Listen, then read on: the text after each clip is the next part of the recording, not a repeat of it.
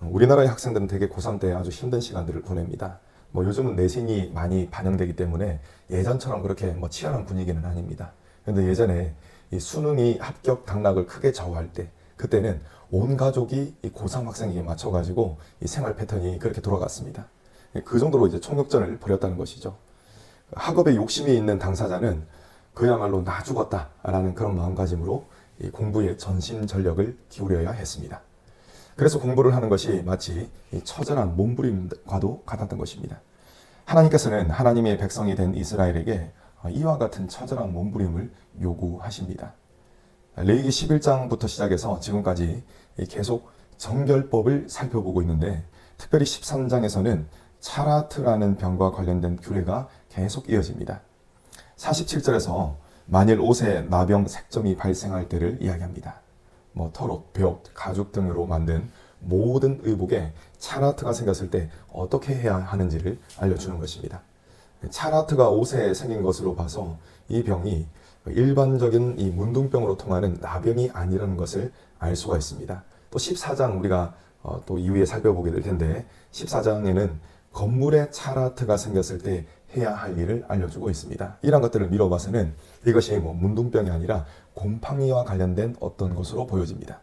아무튼 의복에 차라트 의심 증상이 보이면은 이 옷을 반드시 제사장에게로 가져와야 했습니다. 그리고 제사장은 이 색점을 관찰하고 7일 동안 보관했다가 다시 관찰을 했습니다. 색점이 퍼졌으면 차라트로 확정하고 옷을 불살라야 했습니다. 근데 만약 색점이 퍼지지 않았으면 제사장은 옷 주인으로 하여금 그 색점 있는 이 옷을 세탁을 하게 만들었습니다. 그리고 7일을 더 보관했습니다. 7일 뒤에 다시 관찰을 했는데 색점이 여전히 있으면 이 옷은 전부 불살라야 했습니다.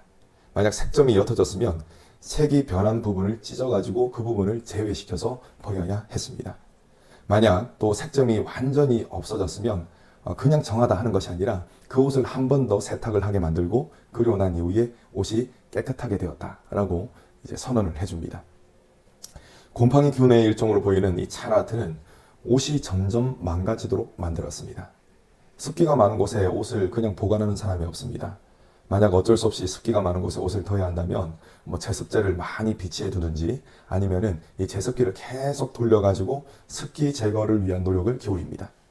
이렇게 하는 이유는 간단합니다. 왜냐하면 습기가 많으면 곰팡이가 생기고 곰팡이는 반드시 옷을 망가뜨리기 때문에 그렇습니다. 죄도 곰팡이균과 비슷한 성질이 있습니다. 이 죄는 사람에게 들러붙어 가지고 계속 죄를 짓도록 만드는 것입니다. 만약에 습관적인 어떤 죄가 있다면 그 죄가 사람인지 사람이 죄인지 이게 구분이 안 될 정도로 이 죄와 온전히 하나가 되어버립니다. 그래서 그 사람이 행하는 모든 것들이 죄된 습관에 따라서 행하는 행동이 된다는 것입니다. 이것이 어떤 그런 형태로 흘러가냐면은 처음에는 양심의 가책이라도 있습니다. 그런데 점점 죄를 계속 짓게 되면은 죄를 짓는 것에 용기를 가지게 되는 것입니다. 그래서 더 큰 죄를 짓게 되는 것이죠. 그래서 온전히 죄와 하나가 된 듯한 그러한 삶을 살아가게 되는 것입니다.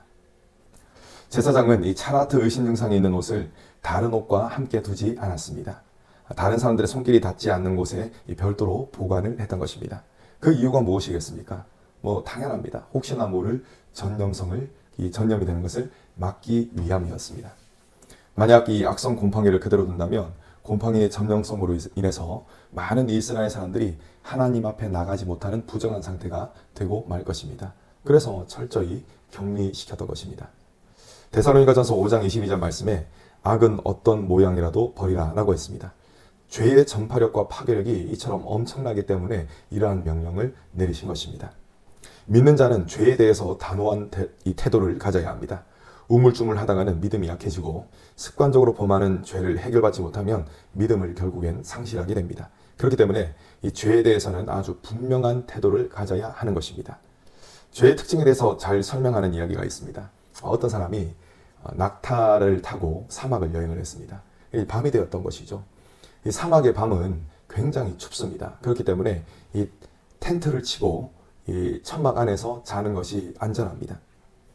그래서 이제 잠을 자는데 낙타가 갑자기 앞발을 쭉 텐트 안으로 들이미는 것입니다.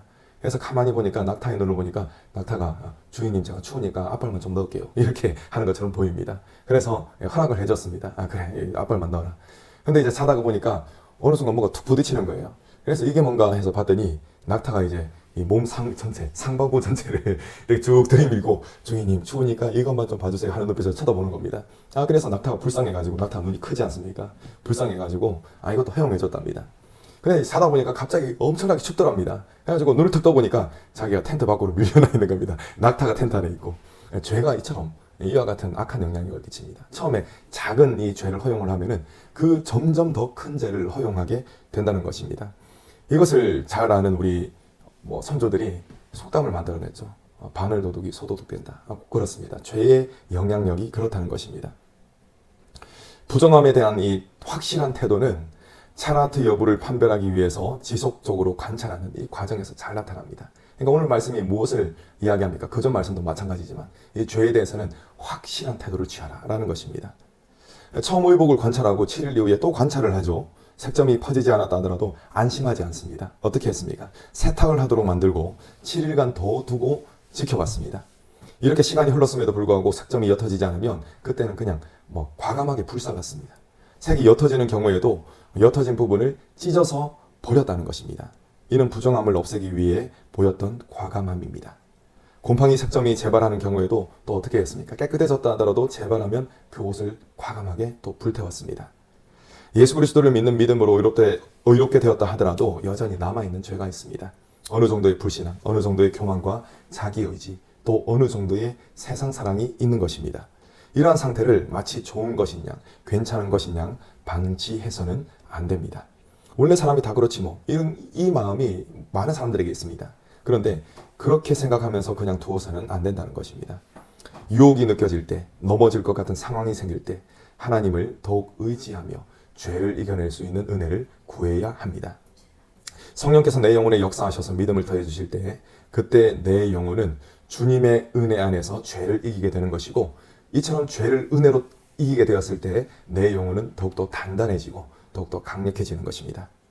주님께서는 구하고 찾고 두드리라 라고 하셨습니다. 여러분 이것은 다른 것이 아니라 은혜의 수단을 계속적으로 사용하라. 우리 주님을 바라보면서 그것을 사용하라 라는 주님의 말씀입니다.